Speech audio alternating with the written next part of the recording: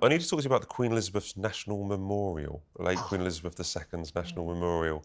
There was a shortlist. I think there was a shortlist of 5, and we looked at some of the wonderful, conceptions that had come up. And the one is Lord Norman Foster, who has previously clashed with Charles in the past, actually. Yes, over the former Chelsea barracks. He did, yeah. Yes. So Lord Foster. Yes. But what do we think of this? I think it's quite spectacular. I love the bridge. The bridge is designed on the late Queen Elizabeth II's tiara from her wedding the Queen tiara. Mary tiara. Yeah. And I did go on social media to say that any memorial to the late Queen has got to have 3 ingredients. They are the great lady, her consort of 73 years.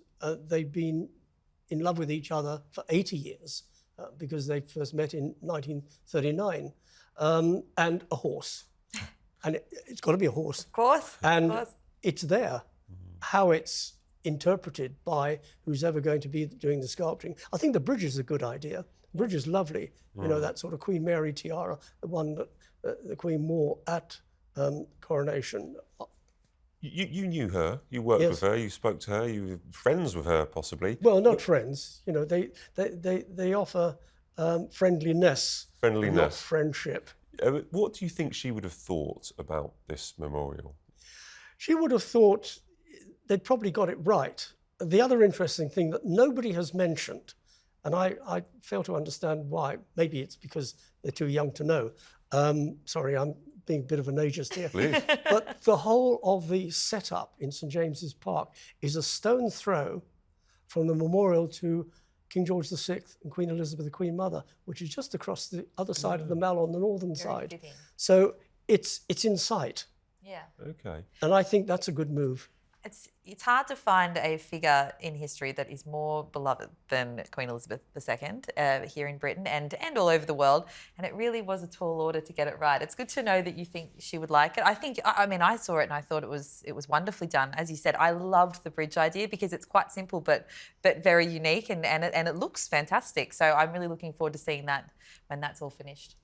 I like that it's quite almost subtle. It's not a vast building, or it's not a vast tower or anything. No, those like are that. sort of concepts, weren't they? When the idea was first mooted several months ago, somebody came up with a sort of vast construction. And I think, if we go on constructions, in a memorial to Diana, Princess of Wales, I call it a ditch in Hyde Park. It's not a memorial. It's just a sort of trench with water in it.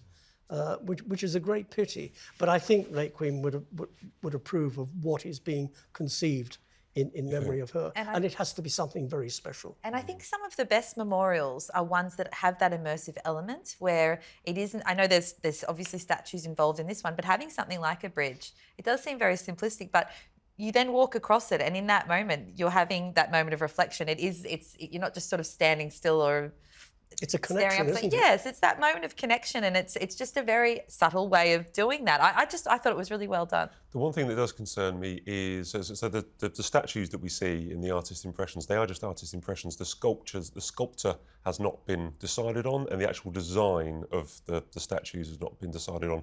And because the Queen had such a long iconic life and many different iconic looks, I'm just nervous about what image of her that they will use for the final statue. I mean, surely if she's on a horse, fine. We'll get one from when she looked resplendent on the horse in her outfit when she was younger. It's Burmese. She rode Burmese in Trooping the Colour until she gave up in 1986.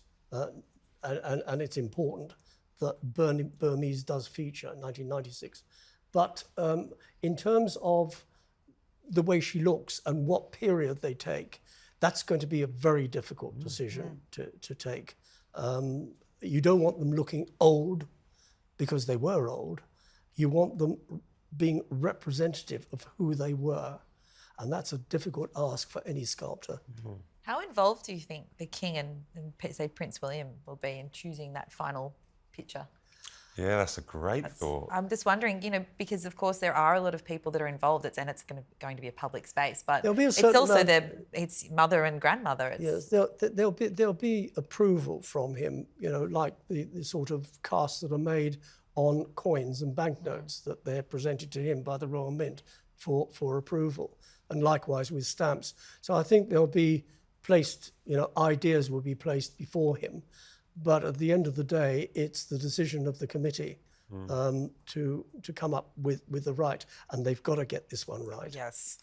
Well, we kind of know because obviously Lord Foster has written, I think, in a newspaper accusing the Prince Charles of kind of lobbying about the barracks. So, if he didn't want Lord Foster, he could have said no. But I think that's years ago and everything's That's in the past. Exactly. The committee chose, and it's quite it's a committee made up of people who can be trusted to come up with the right sort of idea for a memorial. Well, hopefully next year, I think we will be able to cross that bridge. I look forward to talking about it. Well, we won't be able to cross anything. We'll hopefully get some idea of who the sculptor is going to be, and maybe some idea, because that's the anniversary of her birth, centenary of her Maybe birth. the centenary. Yep. Yeah, exciting. Right, we've just got time for our quick-fire questions. Okay. So I don't know if you see the photograph that was issued for William's birthday, but he was there with these new puppies. So Orla has had 4 lovely little puppies. So who should get William's puppies? Well, the King's only just gotten his first dog, I think, recently, for the first one he'd had in 20 years. And all reports are he's very excited about it, enamoured by this puppy. So is it Snuff? I think the dog's called Snuff, which is funny. Maybe he's happy to take some more on. That would be nice. Maybe he can be a monarch who also is surrounded by cute dogs. I think the puppy should be kept in the family, because It's a busy household, though. out of the family, people will sort of make a big deal of it. So I think James, the brother, should have one. The sister should have one, and maybe the Edinburgh should have one. I'm not too sure if Anne's dogs would accept a cocker puppy, but keep it within the family. Don't farm them out or sell them. You're right. They would be, with that connection to the Walesers. Yeah, it's got to stay. Well, I'm going to make a plea. I'd like one of those. I thought it looked adorable. I'm going to ask. So you can't give one to Matt. He'd make a big deal about it. He'd be very excited. What alcoholic drink should Meghan bring out next? Tequila, so she can maybe become a billionaire like George Clooney. And of course, there aren't enough celebrity tequilas on the market. That's sarcasm. There are plenty. Don't bother. Rosé is just enough. 1 glass of rosé is enough. I think, let's see how the rosé goes. How many bottles are going to be produced? That's the big question. Yeah. It's not going to become a billionaire on alcohol. No. Okay. And after the Sun revealed Marvel movie Avengers Doomsday is being filmed at Windsor, which royal would make the best superhero? Can I go? I think I know. You go first. I think I know. You can have a thinking minute.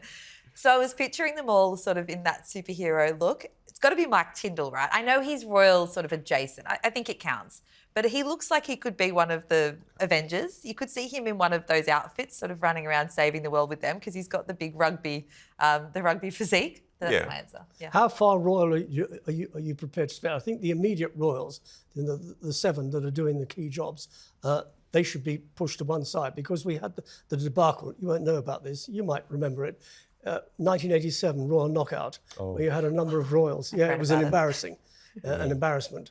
So they should stay to one side. Yes, the late Queen, she had a cameo with James Bond in 2012 for the opening of the Olympics, but she was behind a desk. She was being M. It was classy. That was the right one.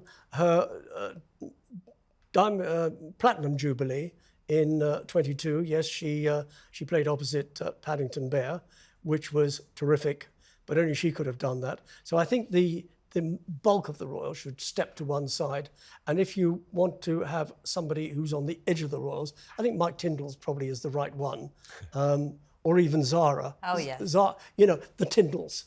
They'd have fun. But nobody else. They couldn't take it off. And then, to be fair to them, not being weird, but they would probably look good in, like, the suits. Do you know what I mean? Like Mike and You have Mike to say and I'm Zara. not being weird. It's probably weird. No, I agree. That's what I'm saying. I think that they've got the right vibe, the right aesthetic. I agree with you.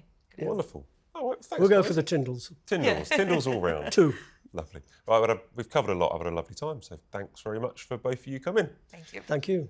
Well, thanks so much for watching. If you like the show, please leave a comment below, because we do read them. And subscribe to the channel so you never miss an episode.